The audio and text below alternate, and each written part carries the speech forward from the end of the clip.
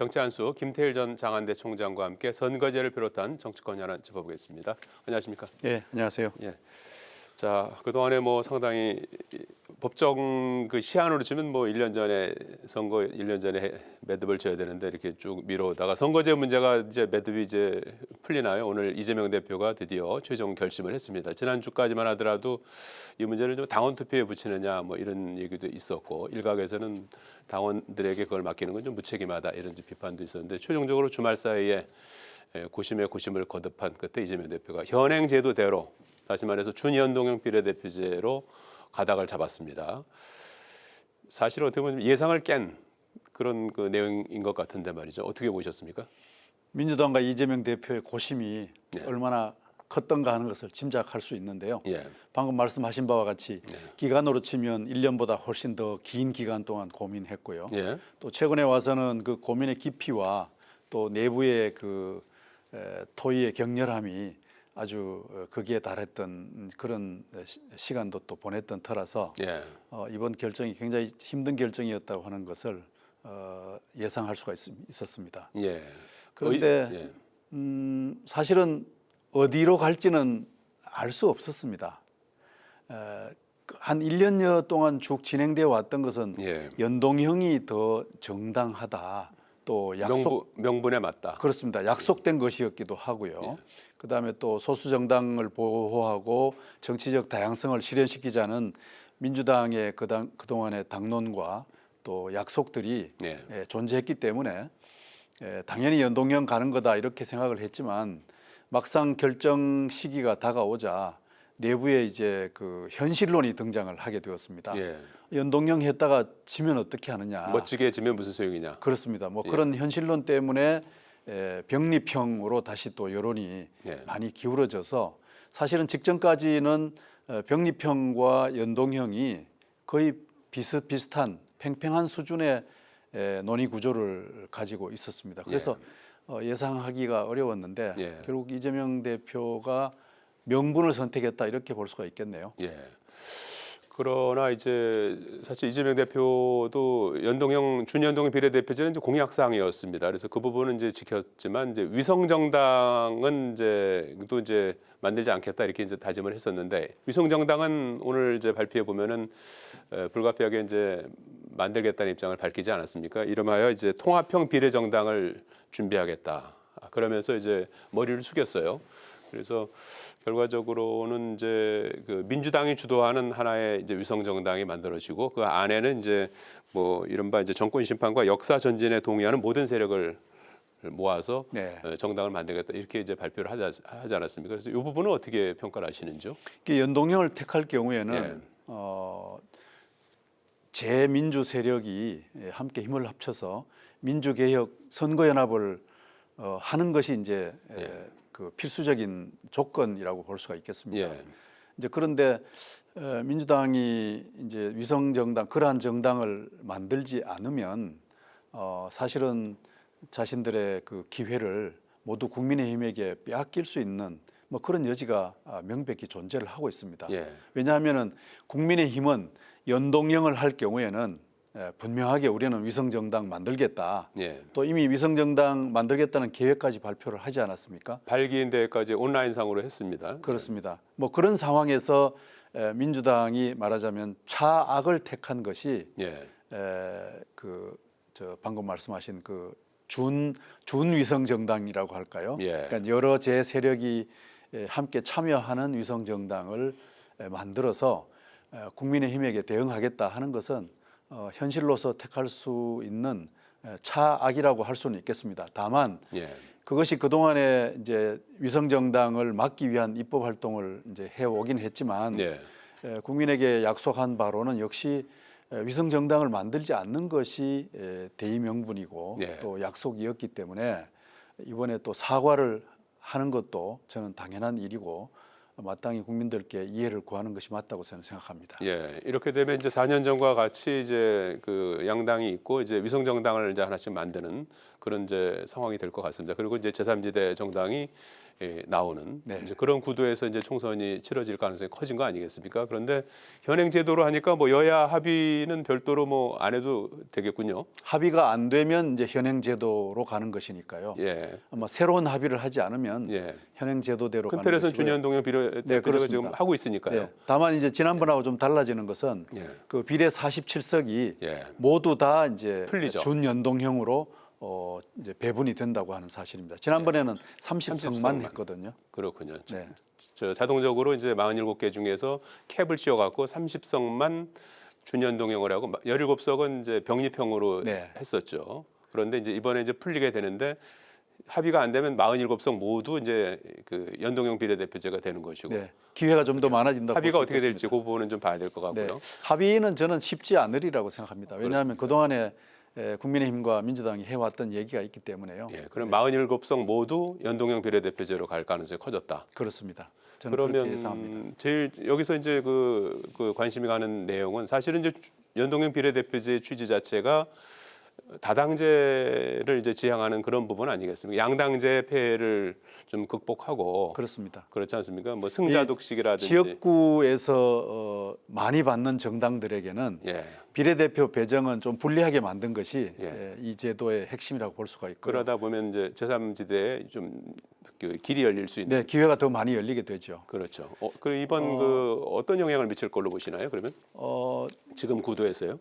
뭐 두 거대 정당이 위성 정당을 만들지 않으면 그야말로 47석이 소수 정당들을 위해서 이제 기회를 만드는 형국이 될 텐데 어쨌든 위성 정당을 만들m에도 불구하고 지금 제3당에 대한 기회는 좀 더 늘어나리라고 생각합니다. 아, 그렇습니다. 네, 병립형을 하면은 뭐 거의 봉쇄가 될 가능성이 많습니다. 그러나 그것에 비하면 좀 더 기회가 많아질 거고 다만 이제 위성 정당을 만들기 때문에 그렇게 아주 많아질 것 같지는 않다. 그러니까 제3지대에 있는 여러 정당으로 봐서는 마음이 좀 착잡할 것 같습니다. 네. 병립형으로 가는 것보다는 나은데 네. 그러나 또 위성 정당을 만들기 때문에 또 기회가 제약되는 뭐 그런 상황 속에 있기 때문에 마음이 좀 복잡하지 않겠나 싶습니다. 네, 이준석 대표, 개혁신당 대표도 우리도 위성 정당을 만들 수 있다 이렇게 이제 언급은 했더라고요. 직후에 나온 그 반응이. 네. 자, 이 어제 아마 이제 이런 그 고심 끝자락에서 아마 문재인 전 대통령을 만난 것 같아요. 원래는 뭐 1월 초에 두 분이 이제 이재명 대표하고 만나기로 돼 있었는데 피습 사건 이후로 이제 미뤄졌다가 어제 오찬 같이 했죠. 오찬 직전에 30분 정도 단독 그 회동도 했고요. 그래서 거기서 끝나고 나서 문재인 전 대통령은 이제 친문 친명 갈등 양상과 관련해서 이제 명문 정당이다 단합을 좀 강조했고요. 네. 그리고 민주당의 우호적인 제3 세력까지 함께 할 수 있어야 된다라고 했습니다. 이건 선거제 관련해서 약간의 좀 실마리를 좀 제공한 그런 내용인 것 같아요. 그래서 두 분의 만남 어떻게 보셨는지요? 뭐 당의 통합을 위해서 예. 전직 대통령을 만나는 것은 뭐 국민의힘도 지금 그렇게 하고 있으니까요. 예. 윤 대통령이 이제 박근혜 대통령을 계속 접촉하는 빈도가 늘어나고 있다는 이제 보도가 계속 나오고 있으니까요. 뭐 민주당 당연히 전직 대통령인 이제 문재인 전 대통령을 이재명 대표가 만나는 것은 뭐 이해할 수 있는 바라고 볼 수 있습니다. 그런데 이제 그렇게 만날 경우에 이 선거가 또 그 과거 의제로 또 이렇게 발목이 잡히면 어떻게 하나 하는 걱정도 있습니다. 양측에 모두 다 해당되는 바이긴 합니다. 그러나 뭐 이해할 수 있는 바이긴 하죠. 근데 이번에 역시 문재인 대통령과 이재명 대표가 만나서 통합을 강조하고 또 선거제도에 대해서 문재인 전 대통령의 이제 의사를 확인하는 자리가 있었는데 저는 뭐 이재명 대표가 문재인 전 대통령의 그러한 의견을 받아 가지고 의사 결정을 한 것으로 보지는 않고요. 거의 마음의 결정을 하고 나서 문재인 대통령을 만나서 그 의견의 정당성이 뒷받침되는 그런 모양새를 취한 게 아닌가 이렇게 생각합니다. 왜냐하면은 그 다음 날 광주에서 이제 발표할 준비를 다 해놓고 만났을 테니까요. 네, 그렇게 생각을 할 수 있겠습니다. 공천 과정에서 이제 친문 뭐 친명 간의 갈등은 조금 이제 앞으로 좀 사그라들까요? 어떻게 보시는지요? 글쎄요, 뭐 그것은 선언적으로는 그런 분위기를 만드는 것은 있을 수 있겠으나, 그러나 이것이 뭐 크게 정치를 바라보는 어떤 관점의 차이나 이런 것이 아니고 결국은 공천 과정에서 생길 수 있는 그 다툼과 이해관계를 조정하는 문제거든요. 예. 그러니까 두 분의 그러한 분위기를 만드는 것을 기조로 해서 이해관계를 잘 조정하는 일이 이제 남아 있다고 볼 수 있겠습니다. 그러나 예. 그것이 잘 될지 안 될지는 또 알 수가 없습니다. 네, 워낙 공천 과정이 뭐 민감한 문제다 보니까 이제 그렇겠죠. 네, 그렇습니다. 예. 뭐 당장에 저 임종석 전 예. 비서실장의 거취 문제 가지고 예. 이게 뭐 사그라드는 것이 아니라 점점 더 열기가 뜨거워지는 것 아닌가 싶은 느낌을 보도를 통해서 오늘 아침 확인했습니다. 예. 그리고 공천 과정은 한번 계속해서 이 부분에 대한 관점을 바탕으로 해서 또 한 번 더 봐야 될 것 같고요. 제3지대에서 어제 신당 창당 대회를 하지 않았습니까? 이낙연 전 대표하고 김종민 의원이 공동 대표로 해서 새로운 미래당이 기치를 올렸습니다. 그렇게 해서 이제 새로운 미래당 또 개혁신당, 금태섭 신당 이렇게 돼 있고 최종적으로 이제 빅텐트 쪽으로 갈 것이냐 하는 부분이 이제 정치권에 굉장히 관심사인데 어제 이제 새로운 미래 이게 창당 과정에서 김종민 의원만 이제 참여를 하고 같이 이제 민주당을 탈당했던 이원욱 의원이라든지 조응천 의원은 빠졌단 말이에요. 그래서 네. 약간 합당하는 과정에서 이견이 있었던 것 같아요. 그래서 뭐 합당하는 방식이 이제 수평적이어야 되는데 흡수 통합이다. 뭐 그런 보도도 좀 있고 했는데 앞으로 어떻게 보시는지 어떻게 될 것 같습니까? 이 제3세계 빅텐트를 만들기가 예. 쉽지 않습니다. 지혜로워야 되고요. 예. 또 정교해야 합니다. 왜냐하면 아주 미묘한 그러한 그 이해관계와 서로 느낌의 차이들이 존재하고 있는데 예. 이것을 잘 이렇게 봉합을 해 나가야 되기 때문에 지혜롭고 정교해야 된다고 하는 것인데요. 원칙이 하나 있습니다. 예. 뭐냐 하면 각 세력과 각 그룹들의 색깔을 계속 유지한 채 함께 세력을 키워나가야 하는 것이 중요합니다. 네. 그 정체성과 색깔을 허물어뜨려 버리고 뒤죽박죽으로 만들어 버리면 제3세계 빅텐트의 효과가 나질 않습니다. 네. 이것이 거대 양당과 좀 다른 점이라고 볼 수가 있습니다. 예. 이 점에 대해서는 이미 이준석 대표가 이게 한꺼번에 믹서기에 갈아서 죽을 만들면 이 죽도 아니고 밥도 아닌 거 된다. 이런 이제 우려를 표명한 것과도 마찬가지거든요. 이 갑자기 모인 작은 그룹들의 텐트이기 때문에 각 그룹들이 자기만의 색깔과 그런 모양을 잘 유지하면서 예. 서로 빨주노초 파남보 이런 색깔을 유지하는 연대 빅텐트가 필요하지 이 색을 다 섞어버리면 물감을 다 섞어버리면 무슨 색이 되느냐? 검은색이 되어버리거든요. 예. 그래서 자기 색깔과 모양을 잘 유지한 채 만나서 시너지 효과를 만들어내는 이런 지혜가 제3지대 빅텐트 예. 형성의 제1원칙이라고 볼 수가 있겠습니다. 예. 각각의 색깔을 계속 유지할 수 있을 때 성공할 수 있다. 아마 이번에 그 불발이 된 것도 이원욱 조응천 예.